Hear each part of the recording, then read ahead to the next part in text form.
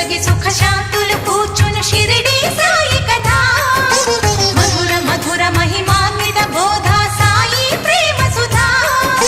పారాయణతో సకల జనులకి భారాలను తొలగించే గాథ పారాయణతో సకల జనులకి భారాలను తొలగించే గాథ సిరుల నొసగి సుఖ శాంతులు కూర్చును షిరిడి సాయి కథ మధుర మధుర మహిమాన్విత బోధ సాయి ప్రేమ సుధా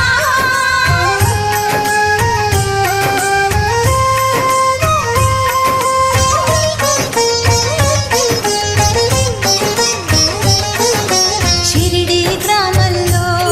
ఒక బాలుని రూపంలో వేప చెట్టు కింద వేదాంతిగా కనిపించాడు తన వెలుగును ప్రసరించాడు పగలూరే ధ్యానం బాబా గారి రొట్టెల కోసం 11 రొట్టెలు రమేష్ గారు ఆటలు కొన్న వారి బాబతులు అన్నం పెట్టండి అని చెప్పేసి 500 రూపాయలు విరాళంగా తన భక్తులు చాటుకున్న ఆ లలిత్ చౌదరి గారి కుటుంబ సభ్యులు కనుక వారికి వారి కుటుంబానికి ఆ శ్రీ సాయినాథుని ఆశీర్వాదాలు ఉంటాయి.